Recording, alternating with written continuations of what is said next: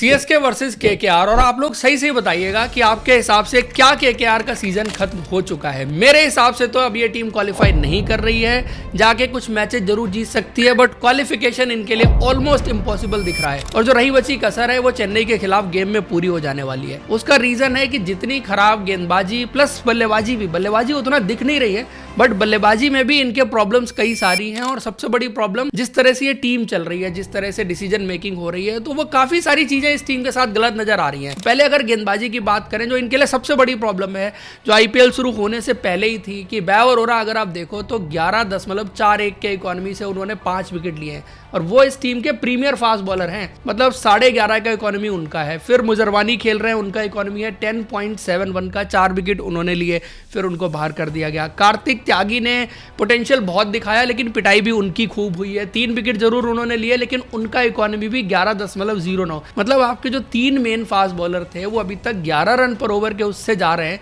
और 11 रन के हिसाब से अगर जोड़ो तो 220 रन बन जाते हैं। तो मतलब आप लगभग 220 रन जो कि आप बनवा ही रहे हैं ऑलमोस्ट हर मैच में, उससे ज्यादा भी बनवा दिए आपने एक मैच में। फिर कैमरून ग्रीन ने तो चलो अभी गेंदबाजी करनी शुरू की है, एक मैच में तो उनका इकोनॉमी 14 का है। वरुण चक्रवर्ती इनके लिए बहुत बड़ा सेटबैक रहा, जिस तरह से उन्होंने गेंदबाजी की, एक तो विकेटलेस रहे और फिर उनका इकोनॉमी 13.16 का। भला हो अनुकूल रॉय का, जिन्होंने 8.79 के इकोनॉमी से गेंदबाजी भी की, विकेट भी निकाले। सुनील नारायण ने भी अच्छी गेंदबाजी की, इकोनॉमी अच्छा रहा 7.45 का, बट विकेट सुनील नारायण को उतने ज्यादा नहीं मिल रहे हैं आज की डेट में अगर आप देखो तो। मेनली जो पूरी गेंदबाजी आप कलेक्टिवली देखें, ये 220 रन या उससे ज्यादा रन बहुत इजीली लगभग हर मैच में बनवा रहे हैं। और जब आप इतने रन बनवा रहे हैं और आपकी बल्लेबाजी उसके आसपास नहीं पहुंच रही है तो फिर आप मैचेस तो हारेंगे ही हारेंगे। अब गेंदबाजी में यहां से क्या बेटर हो सकता है? मथीसा पथिराना फिट हो गए हैं, उन्होंने अपना फिटनेस टेस्ट पास कर लिया है, श्रीलंकन बोर्ड से उनको एनओसी भी मिल गई है और अगला मैच जो जीटी के खिलाफ होगा उसमें 17 तारीख को वो वापसी करेंगे। तो कम से कम इनके लिए ये हो सकता है कि डेथ बॉलिंग कुछ हद तक कवर हो जाए। मथीसा पथिराना डेथ में अच्छी गेंदबाजी कर सकते हैं, यॉर्कर्स वगैरह मार सकते हैं और बीच के ओवर में भी थोड़ा सा इनको एक ऑप्शन दे देंगे। कम से कम उनको नई गेंद से तो कम से कम आप नहीं इस्तेमाल करेंगे। बैव अरोरा को आपको कंटिन्यू करना पड़ेगा, उसके अलावा आपके पास कोई ऑप्शन ही नहीं है।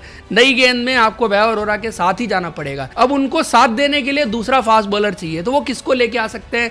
नवदीप सैनी को लास्ट मैच में लेके आए थे लेकिन वो तो स्लोअर वंस ही डालते रहे, उन्होंने नई गेंद का इस्तेमाल वैसे किया ही नहीं जैसे करना चाहिए। अब ले दे के इनके पास सिर्फ एक ऑप्शन बचा हुआ है, Saurabh Dubey, left arm fast bowler जिसकी अच्छी हाइट है, अच्छा गेंद मूव कराने की काबिलियत रखते हैं, तो उनको ट्राई कर लीजिए। बाकी आपके पास कोई ऑप्शन नहीं है। जितने आपके तर्कस में तीर थे आपने सारे के सारे चल के देख लिए हैं लेकिन अब कुछ बचा नहीं है आपके पास। और वरुण चक्रवर्ती अभी तो इंजर्ड है और वो फिट हो भी जाएं, मुझे लगता है कि इनको अब टाइम आ गया है कि दक्ष कामरा को डेब्यू दे देना चाहिए, क्योंकि अगर इनमें से कोई प्लेयर क्लिक कर गया, सिमिलरली यही कहानी जो है वो सनराइजर्स हैदराबाद की टीम की भी आपको नजर आ रही है। उनकी बॉलिंग भी बुरी तरह से स्ट्रगल कर रही है, इनकी बॉलिंग भी बुरी तरह से स्ट्रगल कर रही है। कुछ नए पोटेंशियल रखने वाले प्लेयर हैं, उनको मौका दे दिया जाए, मुझे लगता है कि यही वक्त है।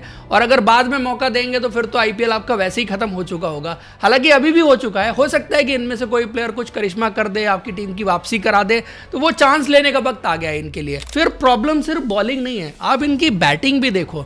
जो पूरा बैटिंग ऑर्डर है उसमें अगर फिन एलन को आप छोड़ दो, बाकी रन बनाने वाले प्लेयर्स भी उस इंपैक्ट के साथ रन नहीं बना रहे हैं जिसकी वजह से ये टीम स्ट्रगल कर रही है। सबसे बड़ी और इंपॉर्टेंट चीज कि इनके फिनिशर रमनदीप सिंह, उनका स्ट्राइक रेट 107 का है इस सीजन। पिछले सीजन भी कुछ खास स्ट्राइक रेट नहीं रहा था। आप बाकी टीमों में फिनिशर्स के स्ट्राइक रेट देखिए, आपको 180 के ऊपर के मिलेंगे। फिर रिंकू सिंह, जिनके ऊपर बहुत हद तक टीम डिपेंड करती है, उनका स्ट्राइक रेट है 135 का। हम बात कर रहे थे हेनरिच क्लासन के स्ट्राइक रेट की कल के मैच में, उनका 140 का इस सीजन का स्ट्राइक रेट है, तब भी उनकी टीम हार रही है 140 के स्ट्राइक रेट से। फिर रिंकू सिंह का तो सिर्फ 135 का स्ट्राइक रेट है। कैमरून ग्रीन ज्यादा रन नहीं बने हैं, 147 का स्ट्राइक रेट, ये भी बहुत जस्टिफाइड नहीं है। और लोग बात करेंगे कि अंग्रेज रघुवंशी ने बहुत अच्छा खेला है, बहुत अच्छा खेला है, बट उनका स्ट्राइक रेट भी 158 का स्ट्राइक रेट है। अजिंक्य रहाणे का 155 का स्ट्राइक रेट है। तो ये जो सारे स्ट्राइक रेट्स हैं आप इसमें उठा के देखें तो इनको शुरुआत अच्छी मिल जा रही है।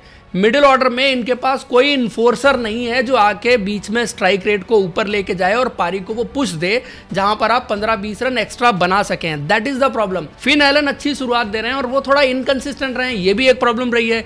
या तो फिन एलन आपके लिए बहुत कंसिस्टेंट हो, हर मैच में रन बनाए तो कहानी डिफरेंट हो सकती है। पावर प्ले के बाद अजिंक्य रहाणे का भी स्ट्राइक रेट गिर जाता है। रघुवंशी खेलने के लिए आते हैं बट वो नॉर्मल क्रिकेट खेलते हैं, परसेंटेज क्रिकेट खेलते हैं। और आज की डेट में आप अगर परसेंटेज क्रिकेट खेल रहे हैं और मान लीजिए आप आप 150 के स्ट्राइक रेट से खेल रहे हैं, 150 के स्ट्राइक रेट में आप कितने रन बनाएंगे?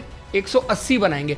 थोड़ा बहुत आपकी टीम को ज़्यादा मिल गया शुरू में पावर प्ले में तो आप 190 बना देंगे, बट आप खा कितने रहे हैं? 220। तो 30-40 रन का डिफरेंस है। आप जितना खा रहे हैं ना, जो इकोनॉमी आपके बॉलर्स के हैं और जो स्ट्राइक रेट आपके बैट्समैन के हैं, उनका एवरेज आप देख लो, तो आप खा रहे हैं 220 और बना रहे हैं 180 ऑन एन एवरेज अगर देखो तो। ये मेन प्रॉब्लम हो रही है। इनको चाहिए मिडिल ऑर्डर में एक अच्छा इन्फोर्सर जो 200 के स्ट्राइक रेट या 180 के ऊपर के स्ट्राइक रेट से बल्लेबाजी कर सके, जो मिडिल ऑर्डर में इंपैक्ट डाल सके। खेल तो सभी रहे हैं, थोड़े थोड़े से रन आपको सबके दिखेंगे, लेकिन वो चीज़ मिसिंग है।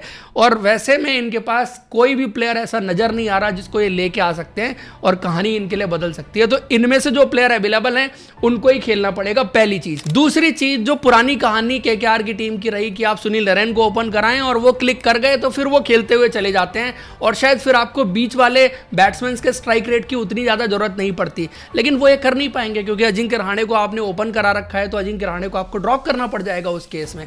और अजिंक्य रहाणे यानी कप्तान को ही ड्रॉप कर देंगे तो फिर कप्तानी कौन करेगा? रिंकू सिंह कप्तानी कर सकते हैं, करने के लिए बिल्कुल कर सकते हैं, लेकिन ये डिसीजन मेरे हिसाब से अभी बहुत जल्दी होगा। और मेरे हिसाब से तो सीजन के शुरू में ही इन्होंने गलत डिसीजन लिया कि अजिंक्य रहाणे ओपन करने के लिए चले गए।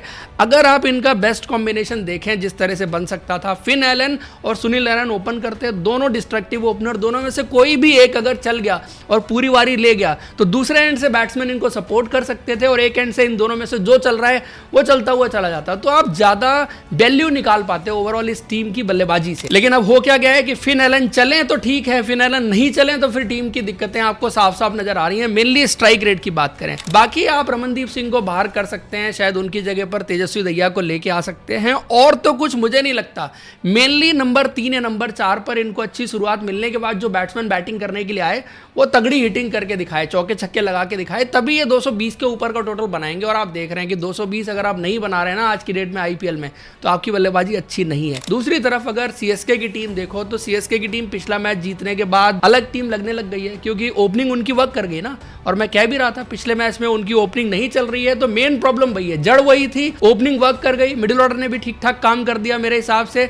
एंड देन फिर अगर देखो उनकी गेंदबाजी में भी जो रन मशीन बने हुए थे, मैट हेनरी, उनको उन्होंने आउट कर दिया, अकील हुसैन को ले आए, उन्होंने शुरू में इकोनॉमिकल गेंदबाजी भी कर दी, जो एक स्पिनर मिसिंग था उनकी बॉलिंग में तो उसको उन्होंने एड ऑन कर लिया, तो वो एक ऑप्शन मिल गया। जेमी ओवर्टन ने भी अच्छी गेंदबाजी कर दी, नूर को भी विकेट मिल गया फाइनली, अभी तक वो विकेटलेस थे पहले 3 मैचेस में। अंशुल कंबोज ने भी ठीक गेंदबाजी की, और सबसे इंपॉर्टेंट चीज कि थाला वापस आ रहे हैं इस मैच से, तो कॉम्बिनेशन जो है वो अब इस टीम का पूरा बदल जाएगा। लेकिन पिछले मैच में मुझे एक चीज समझ नहीं आई कि जब आयुष मात्रे और संजू सैमसन खेल रहे थे तो वहां पर शिवम दुबे को भेजा गया। कौन से लॉजिक से शिवम दुबे को भेजा गया?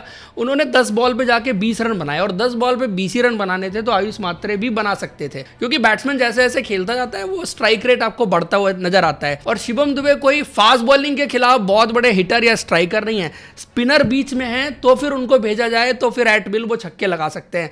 और अभी तक जो ये चीज आपको देखने को मिली है सीएसके की टीम में कि शिवम दुबे का इस्तेमाल बहुत अच्छी तरह से नहीं हुआ। एमएस धोनी जब ये टीम चलाते थे तो शिवम दुबे को 4 नंबर से ज्यादा इंपॉर्टेंट कि जैसे ही स्पिनर आए शिवम दुबे अंदर, तो सामने वाली टीम के जो स्पिनर्स है ना उनको कब गेंदबाजी करवानी है, कहां करवानी है, कैसे करवानी है, ये सामने वाले कैप्टन के लिए बड़ा क्वेश्चन हो जाता है। लेकिन अभी क्या है कि शिवम दुबे को बेंच पे बिठा के रखते हैं। अगर ये सही कॉम्बिनेशन बनाए तो संजू सैमसन और ऋतुराज गायकवाड़ ये 2 ओपनर हैं, इनको तो आप अभी नहीं चेंज करना चाहेंगे। अब धोनी आ रहे हैं तो उनकी जगह पर आपको एक प्लेयर बाहर करना पड़ेगा, माइट भी अब आयुष मात्रे और सरफराज खान के बीच में कॉल है। आई थिंक टैक्टिकली मैं कहूंगा कि आप सरफराज खान को खिलाओ, इस फॉर्म पर और इस तरीके से जो अभी चल रही है उनकी क्रिकेट, उनको बाहर नहीं रखना चाहिए। आयुष मात्रे भी ठीक खेले हैं, बट देखो आपको एक स्टेज पे आयुष मात्रे को रिटायर आउट करना पड़ा, तो आप समझ सकते हैं कि सीएसके के ड्रेसिंग रूम में आयुष मात्रे को लेकर के क्या बातें अभी हो सकती हैं। तो मेरे हिसाब से तो फिर वही बाहर जाने चाहिए, और आप सरफराज खान को उस केस में नंबर 3 खिलाओ, शिवम दुबे को नंबर 4 खिलाओ। नंबर 4 उनके लिए बेस्ट पोजीशन है, और आपको शिवम दुबे का बेस्ट एज अ बैट्समैन निकालना है तो वो नंबर 4 पर ही निकलेगा। 5 पर ब्रेविस हैं, 6 पर थाला को आना पड़ेगा, 7 पर ओबर्टन को, और 8 पर अकील हुसैन को।